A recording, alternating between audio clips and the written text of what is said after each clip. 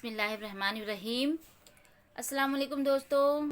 तो हम आ गए हैं वापस अपनी कहानी की तरफ। पिछले एपिसोड में हमने पढ़ा था कि हया हो गई है किडनैप। चलिए पता करते हैं। चलिए आज पढ़ते हैं कि वो किस तरह से आज़ाद होगी, निकल पाती है या नहीं इस मुसीबत से। तो ज़्यादा बात ना करते हुए स्टोरी को आगे बढ़ाते हैं। जन्नत के पत्ते बाय निमरा अहमद, एपिसोड 21। वो आदमी उसे बड़े कमरे में लाया और अब कुर्सी पर बिठाकर उसके हाथ पाँव कुर्सी से बांध रहा था। मुझे छोड़ दो, मुझे जाने दो, वो मिनमिनाई थी। उसने जवाबन टेप का एक टुकड़ा दांत से काटकर उसके लबों से कसकर चिपका दिया। वो गर्दन दाज से बाएं मारने लगी। टेप से उसकी आवाज़ घुट कर रह गई थी। वो तवज्जो दिए बिना लंबे लंबे ढक भरता बाहर चला गया था। उसने निगाहें पूरे कमरे पर दौड़ाई। वो बड़ा सा कमरा था। एक तरफ बड़ा सोफा रखा था और दूसरी तरफ आतिशदान, जिसके पास वो कुर्सी से जकड़ी बैठी थी। आतिशदान में आग भड़क रही थी, हराक्लितीस की दायमी आग। साथ ही लोहे की चंद सलाखें पड़ी अलाव में देख रही थी। उनके सिरे पे अंग्रेजी के मुख्तलिफ हरूफ लिखे थे और वो हरूफ दहक दहक कर उस सुर्ख अंगारे बन चुके थे।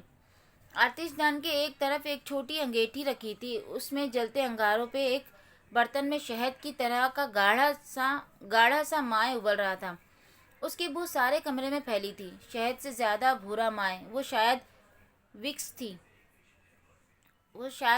थी। उसने गर्दन गिरा दी। उसकी हिम्मत खत्म होती जा रही थी। वो अब बहुत देर से उस कमरे में तन्हा पड़ी थी और यहाँ से निकलने का कोई रास्ता नहीं था। उसे लग रहा था उसने वो कॉल ज़ाय कर दी। पता नहीं वो कौन था और उसे उसकी बात समझ में आई भी थी या नहीं, और वो कुछ करेगा भी या नहीं। अगर वो घर फ़ोन कर लेती तो शायद, मगर नहीं। घर फ़ोन करने की सूरत में बात फैल जाती और उससे तो बेहतर था कि वो यहीं पड़ी रहती। लेकिन बात तो अब भी फैल जाएगी, और जो जिल्लत, जो बदनामी उसका इंतज़ार कर रही थी, उसके सामने वो भूली बिसरी सी वीडियो आ गई। शरीफों का मुजरा। नहीं, प्लीज़ अल्लाह ताला मेरी मदद करे। वो भीगी आंखों के साथ दुआ मांगने लगी। उसकी दुआ पहले कबूल नहीं हुई थी। शायद अब हो जाए, शायद अब उसकी मदद कर दी जाए। आतिशदान के करीब होने के बाद तपिश उस तक पहुंच रही थी और मुसलसल हिद्दत से उसके पांव दहकने लगे थे।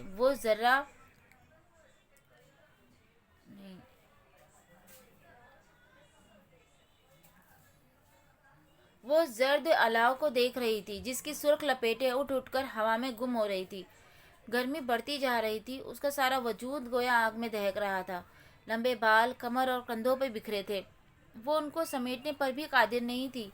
उसने पूरा जोर लगाकर कुर्सी को पीछे ढकेलना चाहा, मगर वो हिली नहीं। पसीने की चंद बूंदें उसकी गर्दन और पेशानी पे चमक रही थी।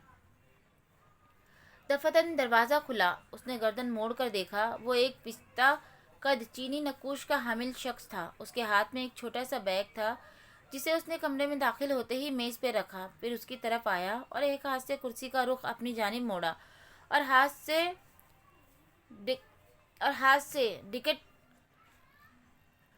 ढकट टेप का किनारा पकड़कर खींचकर उतारा। आह नताशा! वो करीब देखने पे कोई रूसी लगता था। आहा नताशा! वो करीब से देखने पे कोई रूसी लगता था।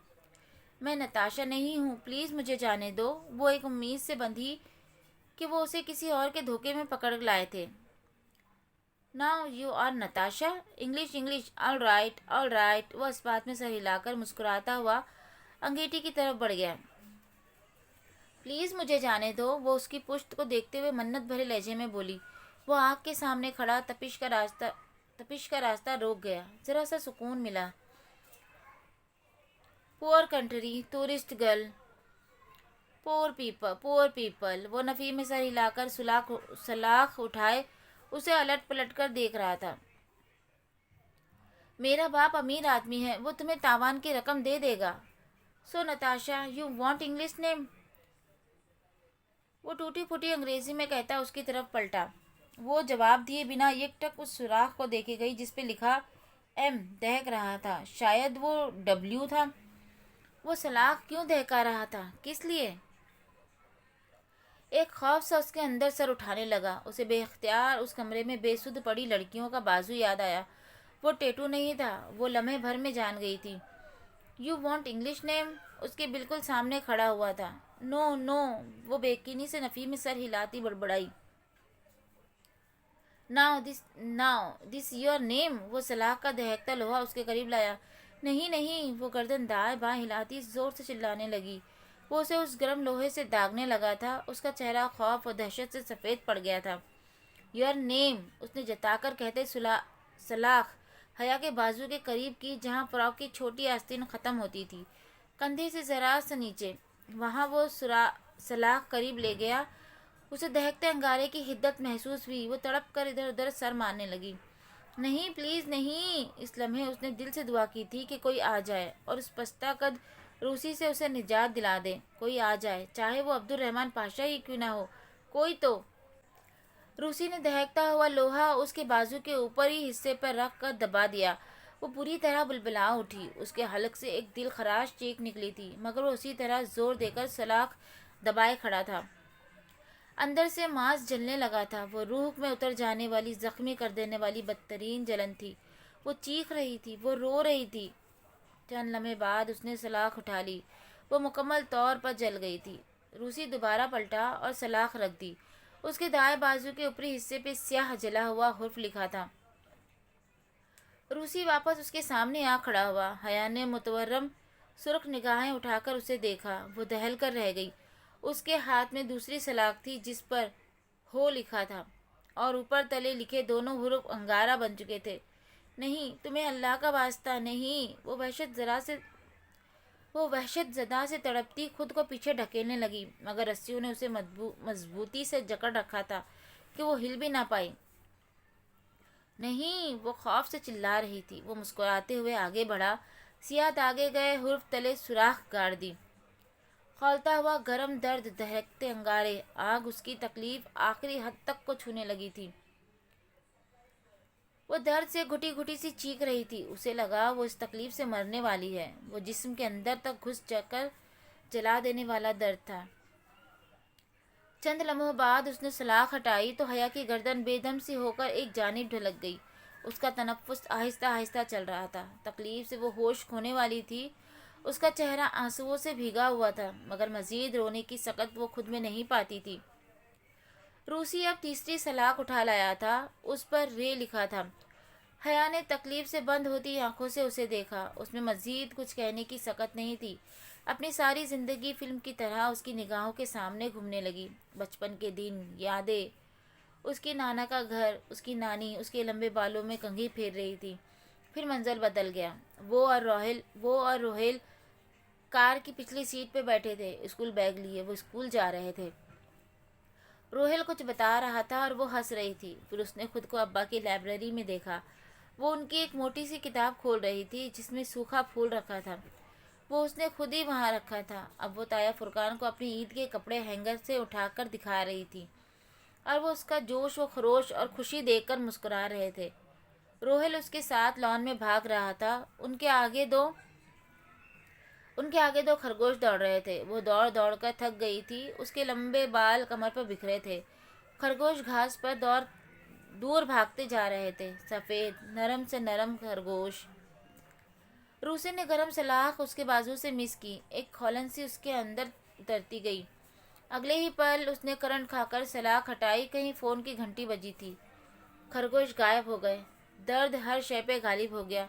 وہ پہلی 2 دفعہ سے کئی گنا زیادہ شدید درد تھا، کیونکہ سلاخ جلدی ہٹانے کی وجہ سے جلد پوری نہیں جلی تھی اور حسیات باقی تھی۔ اسے لگتا تھا اس کی ہمت ختم ہو گئی ہے، مگر وہ پھر سے رو رہی تھی۔ Phone, your phone! آواز کے تعاقب میں وہ آگے بڑھا اور اس کی فراک کی بیلٹ سے لگا پرس نوچا۔ سیفٹی پن ٹوٹ گئی، کپڑا پھٹ گیا۔ اس نے تیزی سے پرس کھولا اور فون نکالا۔ وہ زور زور سے بج رہا تھا۔ شدید تکلیف میں بھی جو پہلی بات اس کے ذہن میں آئی تھی وہ یہی تھی کہ اس کا فون رومنگ پہ تھا اور بیلنس ختم۔ پھر فون کیسے بجا؟ روسی کبھی بے یقینی سے اسے دیکھتا، کبھی فون کو۔ پھر اس نے فون کان سے لگایا۔ دوسری طرف سے کچھ کہا گیا، اس پہ اس نے جلدی سے فون بند کیا اور پوری قوت سے اسے دیوار سے دے مارا۔ فون کی اسکرین چکنا چور ہوتی زمین پہ جا گری۔ You called some one!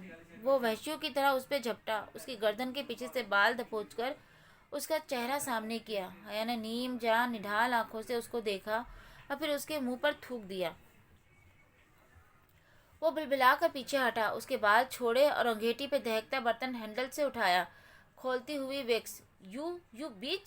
وہ غصے سے مغلظات بکتا اس کے قریب آیا اور برتن اس کے سر پہ اونچا کیا۔ نو! اس کی آنکھیں خوف سے پھیل گئی۔ میرے بال! اس کے لبوں سے بس اتنا ہی نکل پایا تھا کہ روسی نے برتن اس کے سر پہ الٹ دیا۔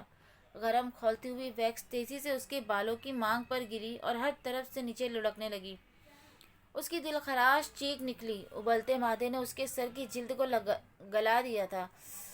بازو کا درد غائب ہو گیا۔ وہ وحشیانہ انداز میں زور زور سے چیخ رہی تھی، اپنے ہاتھ چھڑانے کی کوشش کر رہی تھی، اور وہ بھی چیخ رہا تھا۔ اور تب اس نے زور سے اس کی کرسی کو دھکا دے کر الٹ دیا۔ وہ کرسی سمیت اوندھے منہ زمین پہ گری، آتش دان کے بالکل قریب۔ کمرے میں دھواں سا بھرنے لگا تھا۔ ویکس اس کے سر پہ جمنے لگا تھا۔ اس کا سر بے حد وزنی ہو گیا تھا، آنکھیں بند ہو رہی تھی، اس کے منہ سے خون نکل رہا تھا، کمرے میں دھواں بڑھتا جا رہا تھا، آتش دان سے آگ کی لپیٹیں لپک لپک کر اس کی طرف آ رہی تھی۔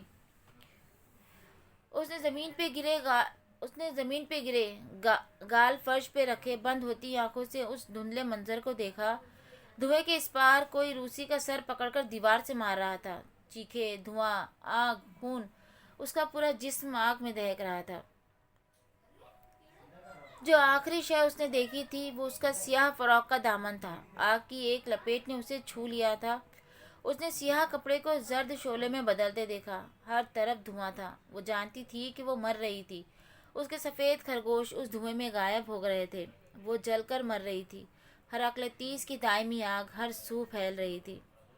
آگے کا ایپیسوڈ بہت جلد دینے کی کوشش کروں گی۔ پھر ملتے ہیں اگلے ایپیسوڈ میں، تب تک کے لیے لائک، شیئر اور سبسکرائب کر لیجیے گا۔ اللہ حافظ۔